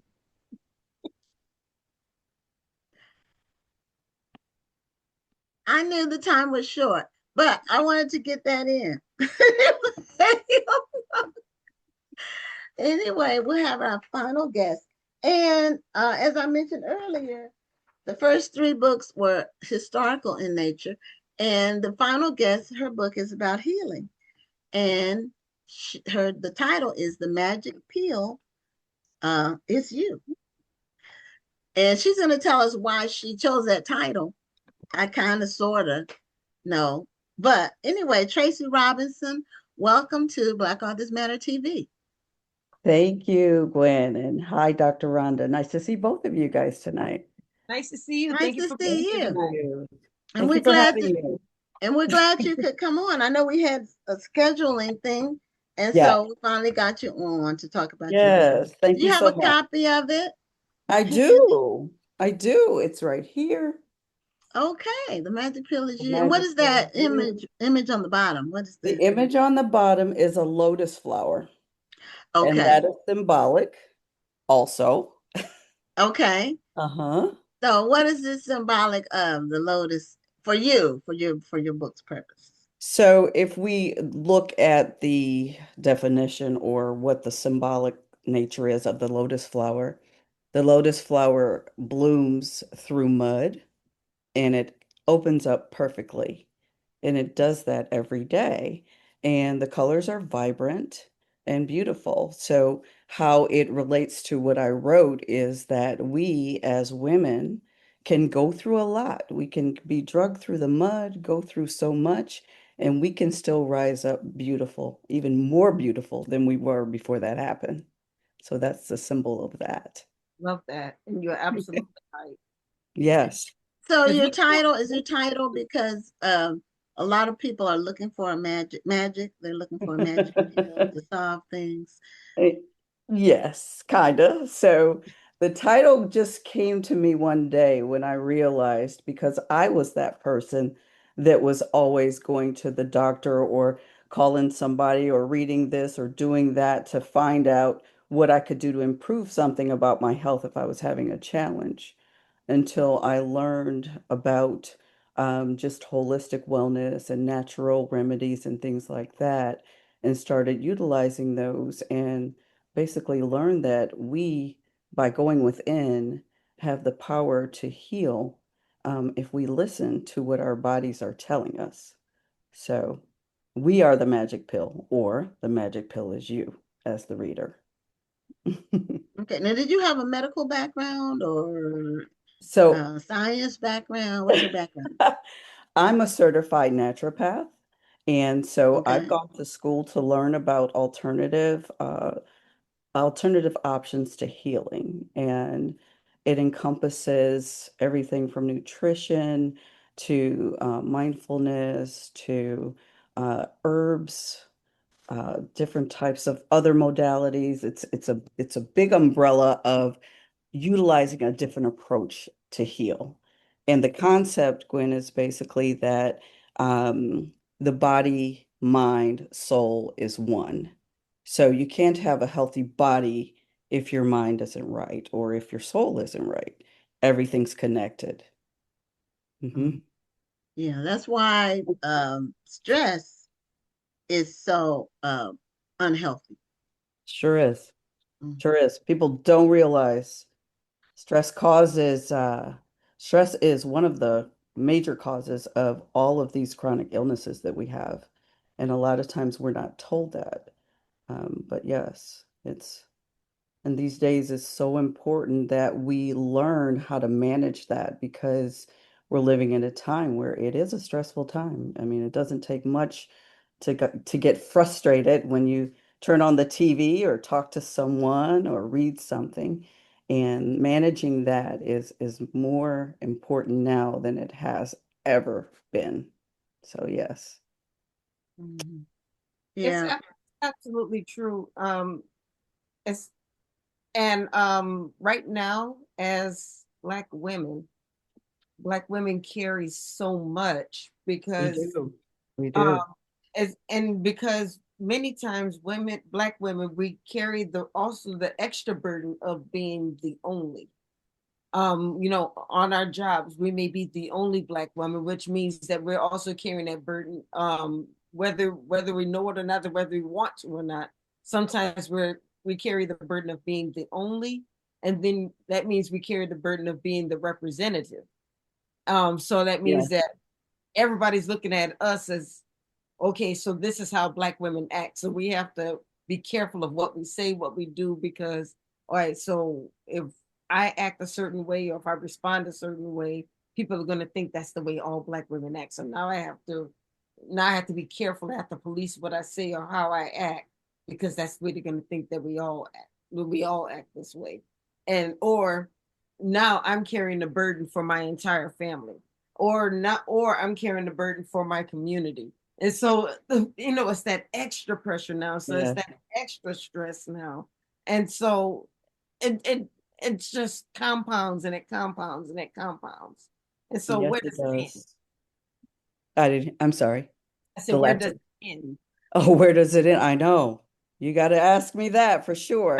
So it's tough. I mean, we have to really realize, as African American women, we have to again come back home to ourselves and understand that we too are just human. And we have been, I'll say, stereotyped. I'll say the word, as you're saying, as we're rough and we're, combative and we're all these things, but we have had a tremendous battle to fight, as you're talking about.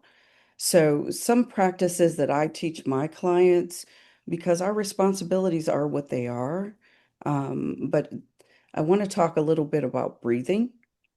And we take it for granted because it's something that we just wake up and do, and we do all the time as long as we're living. But this breath work or these breathing techniques are something that can help you ground yourself and help you with minimizing that stress on those days where it's just a lot. So there's a technique that I teach my clients where when you have a minute, even if you're at your desk, you have to go into the restroom and just have a moment of peace.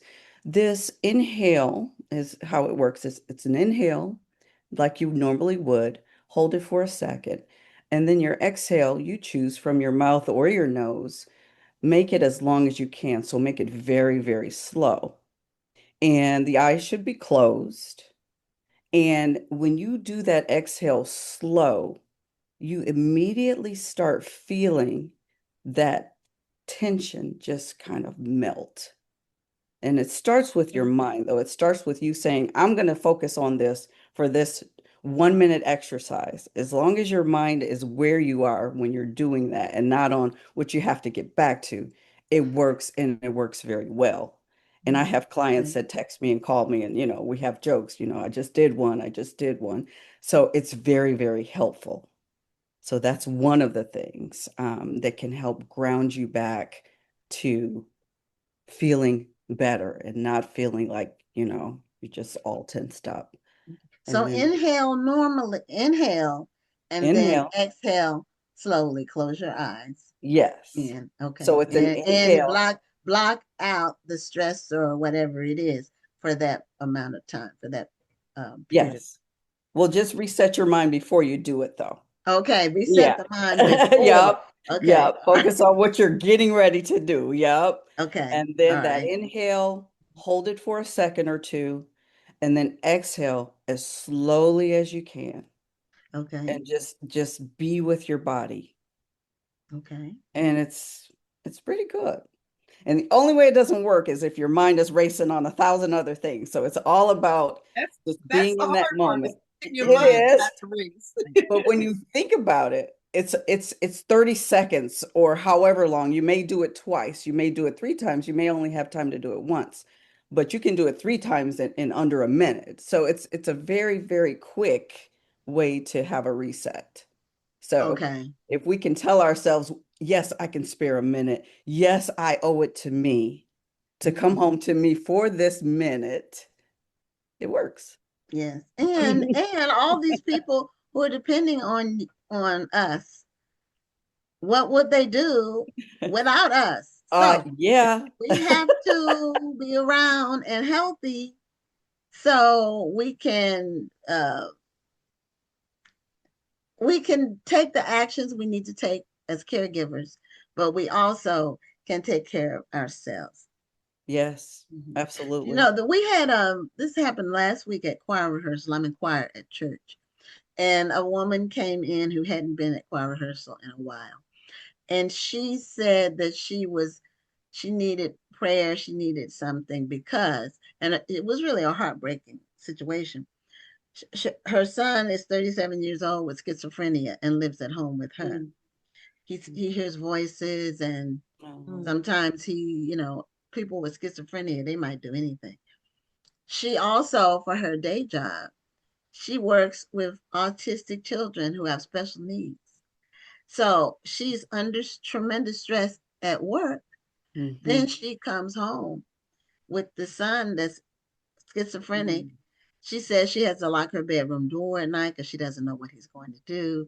And the system is not really designed, because I think you can commit someone against their will, but they can only hold them for 72 hours. And then after that, they have to release them unless they're under either 17 or 18. So I feel for her because she's under a tremendous amount of stress. And if something happens to her, what's going to happen to her schizophrenic son? Exactly. That's a lot. It's And a it feels lot. like she She doesn't just have a broke out break. in tears. She was just Yeah. sobbing. She goes from one situation to the To other. another, right? There's no break. That's hard. Normally, hopefully, home is Yeah. a respite. But if home is stressful, it's really tough. Yes. I feel for her. Yes. It's never too late to reinvent yourself. And I tell my clients this a lot too. Because what I'm doing, although I've had this certification since 2010, I just started working as a calling, as a full-time thing that I do to help others just in the past couple of years, and I'm 60, and it's never too late to pivot and do something that's better for your health. So, and I'll say that when people say they feel like they're trapped and they can't, they're in this job and it's horrible, and it's like, okay, you can make a choice to make a pivot and make a shift. It won't be easy, but if the ultimate goal is to have a better place in your heart as far as feeling better with what you're doing, then it becomes worth it. So, And yeah, some of these jobs, if you're saying you're looking forward to retirement, you might not get there. If you're under stress, it's very unhealthy. And I'm a big supporter in the homeopathic methods. I use and what really put me on the path to researching it was my younger brother passed away from pancreatic cancer. And when he got his diagnosis, I started researching everything I could find about the people who survived the diagnosis, because it's a 90% mortality rate. Within a year, the people of the diagnosis, people are dead. And so I researched the 10% that didn't die. See, everybody concentrates on the people who passed. People don't concentrate on the people who survived. Who didn't die. And they use that's a good point. They use low impact methods. They went homeopathic. They stopped eating meat. A lot of it stopped eating meat. They boosted their immune system. So, and some of it was just sitting outside, because vitamin D is in the sun. And a lot of times we don't get enough vitamin D. Right. And that leaves us susceptible to all kinds of things. But I have a regimen and that I've been using for years, mainly because I've been self-employed for a long time. So I don't get sick to eat. I have to be healthy. And that's why there you go. And I rarely get sick because the methods, I take 1,000 milligrams of vitamin C every single day. If I feel anything coming on, a sneeze or a cough, I take another one. If I feel something in my throat, I add aloe vera gel to it. Look at you. It knocks it out. I don't, and I used to get sick like every year with bronchitis. That was the thing that would get me. Every year I would be sick for a week, like a fever in the bed, couldn't do anything. This was 20 years ago. So then I had walking pneumonia. And after I had that, I said, okay, I've got to research and find out what I can do. So, and I tell people, take the vitamin C every day. You won't get colds. You won't catch I never got COVID during COVID. I've never had a flu shot. I've never had the flu. So, people say, well, can it be that simple? Yes. Yes, absolutely. Absolutely. Well, I'm proud of you, Gwen. This is good. For more than a couple of days because I took care of myself. I wasn't one of those people who was like down for weeks and weeks and weeks. But I drank my tea. I stayed away from people. I hardly ever get sick, and if I do get sick, it doesn't last but for more than a couple of days. Because I try to take care of myself. Yeah, and we had this show. This will be our 6th year, and I don't know if either of us have ever been sick. That's so good. I've been sick, but I don't stay sick long. Yes. Right. Well, I mean sick and missed the show because of being sick. Right. I don't think we Well, ladies, I'm so proud of both of you. Well, because we're following your principles. Y'all know the magic pill is you, right? Right. But yeah, because you can't, you might not be able to get to see a doctor. And then if you do, whatever they're giving you may not even fix it, or it might cause a side effect. It's all kinds of things, and so I did find out I'm allergic. I developed an allergy later in life in the last 5 years to orange juice and anything acidic. Okay. like tomato paste. This is I was never allergic to anything Yeah, before. our bodies So change. our Yeah. bodies change. Oh yeah, they So do. I have to make Tracy, sure I don't do that. Tracy, do you have a copy of your book? I She do. showed it. I do. It Oh, Oh, let me had show the it lotus again. flower. oh, that's The right. You showed it lotus at the very beginning. flower. Magic pill is Yeah. Yep. So So what do you do with your clients? Like, do they come in for, like, do you right. prescribe a method, not drugs, but a you method. do a Yeah. prescription for a method of dealing with whatever the stress is? I am not a practitioner. Okay. I am a private consultant. So an Okay. individual would hire me to work with them on a one-on-one basis. It's completely customized. And this Okay. is not replacing their medical care. This is Hmm. empowering them and allowing them to make decisions that they feel that's best for them and giving them the information that they need to whatever solution they're looking to have in their life. But everything with me, with my clients, the foundation where I start with everyone is in the mind. What are you saying? What are you believing? Because that's the start of everything, because the mind is powerful enough to make you sick if you think you're sick, to Hmm. to to say, okay, you've given up, you want to die now? Okay, you'll die. I've studied this. So I'm a cancer survivor since 2006. And Wow. that Oh, cancer diagnosis, congratulations. thank you so much. Hmm. Yep. And that diagnosis is what shifted my whole life because I was married to a traditional medicine doctor. So I was a real estate broker. So I didn't know anything about medical anything. Hmm. And that diagnosis knocked me off my feet. And when I tried to find out from him, why did this happen?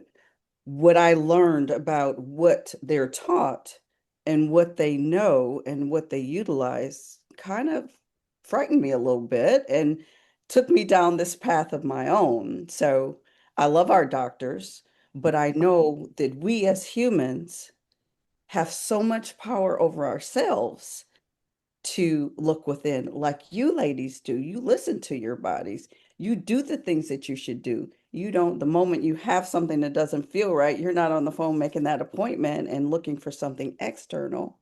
Not first, at least.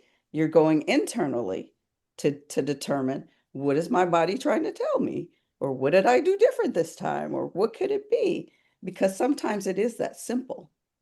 But yeah, so how I work with my clients is individual based, and it's never the same for anyone.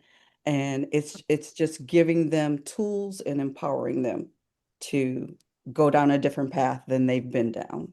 And it usually yields great successes for people. Okay, now Well, Pam Perry said, tell us about the black seed oil. Oh gosh. everybody was Bam. using the black seed oil, and the there were a couple of things that everybody was using during COVID.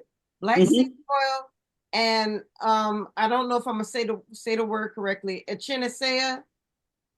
Um, it started with an E. Echinacea, Oh, Yeah, echinacea or okay.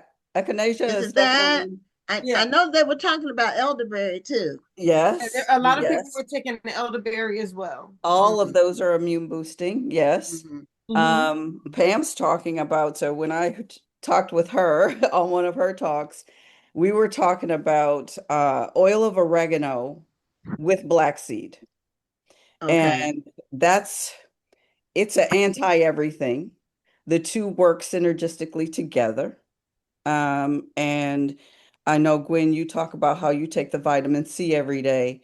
It's like mega doses compared to vitamin C. If you're trying to really boost your immune system before you go somewhere or before you travel, before you're around a lot of people, it's really great.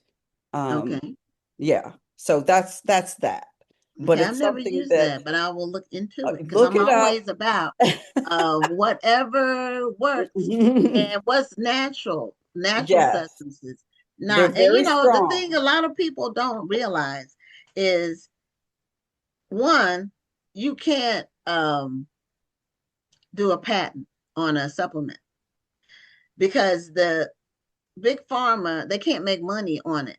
Right. So they don't recommend it because they can't make money because they can't get a patent on a supplement. So Yep. they don't recommend that. That doesn't mean that it's not good.